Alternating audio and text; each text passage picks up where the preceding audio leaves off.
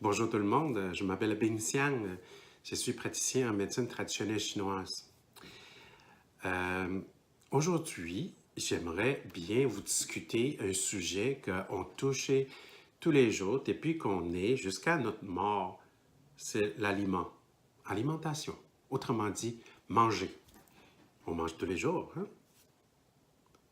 Euh, Il y en a qui ne mangent pas, peut-être vous êtes au courant, des, des prananiques, donc. Mais nous, on mange.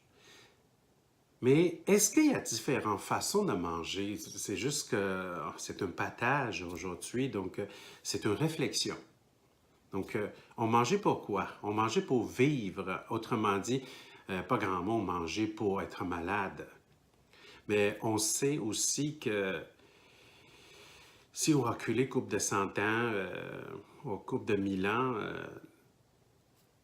parce qu'on manque de nourriture, on ne sait pas quoi manger, manque l'hygiène, donc beaucoup de problèmes viennent manque de nourriture, manque de la propreté. Mais aujourd'hui, peut-être vous êtes d'accord avec moi aussi que le couteau fourchette, il peut nous tuer aussi. Aujourd'hui, on est dans une surabondance des aliments et qu'il y a beaucoup de problèmes de santé et viennent des aliments aussi. Peut-être vous êtes déjà au courant. Mais la petite question que je vais vous discuter, c'est que pourquoi manger? Pourquoi manger 3 repas par jour? Pourquoi manger toujours?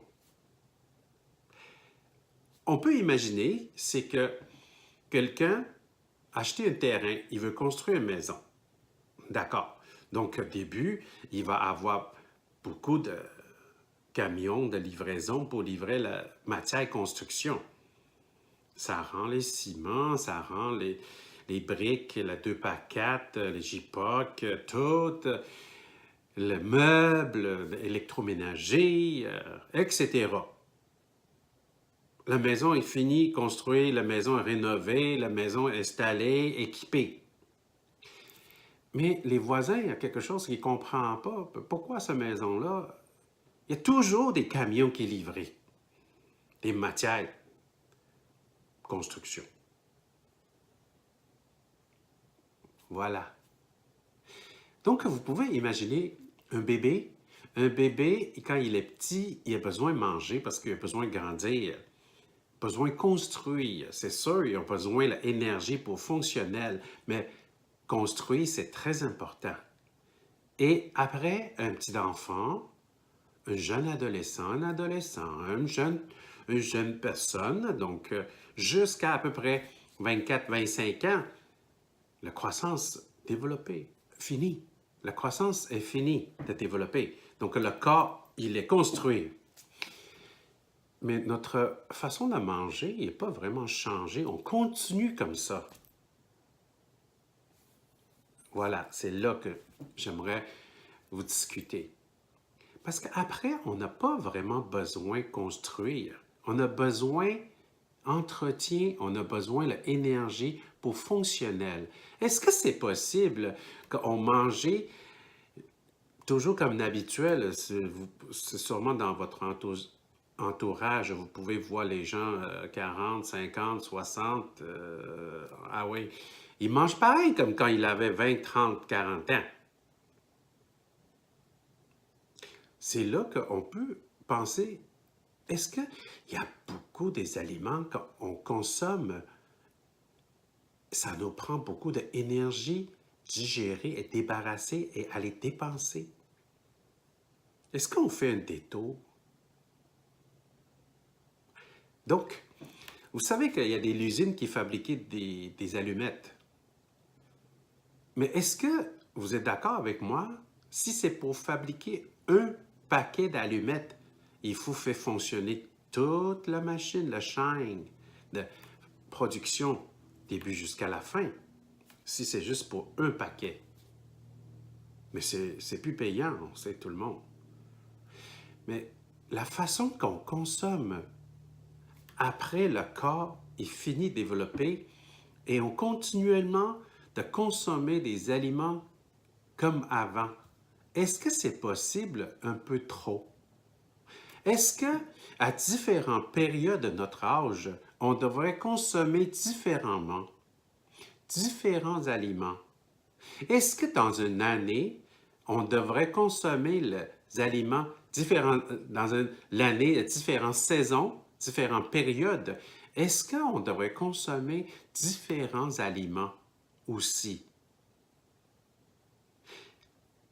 Et aussi que dans mes ateliers d'alimentation énergétique, je vais élaborer plus aussi. Mais ici, je vais vous lancer une réflexion. Quand on consommait un aliment, c'est un groupe d'énergie qu'on prend. Et ce groupe d'énergie, ça vient de plus bas chaîne alimentaire, des végétales. Et des végétales, on peut penser juste un grain de riz. C'est la plante, le riz, qui prend l'énergie de la sol, la terre, l'énergie, et il prend de l'air, et il prend la lumière, il fait la photosynthèse, et il fabriquait, il rassemblait toute cette énergie, il fabriquait un grain. Et nous, on consommait ce grain, on l'a défait et on l'a dépensé.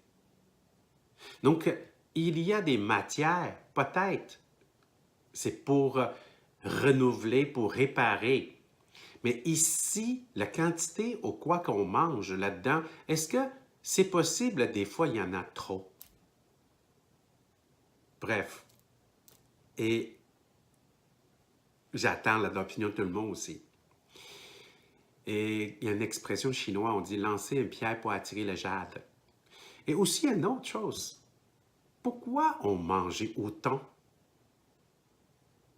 Il y a une petite réflexion, si vous êtes d'accord avec moi, c'est que aujourd'hui, si on regardait la société, est-ce que tout le monde fait ce qu'on aime dans le travail, dans la profession? Je suis vraiment pas sûr.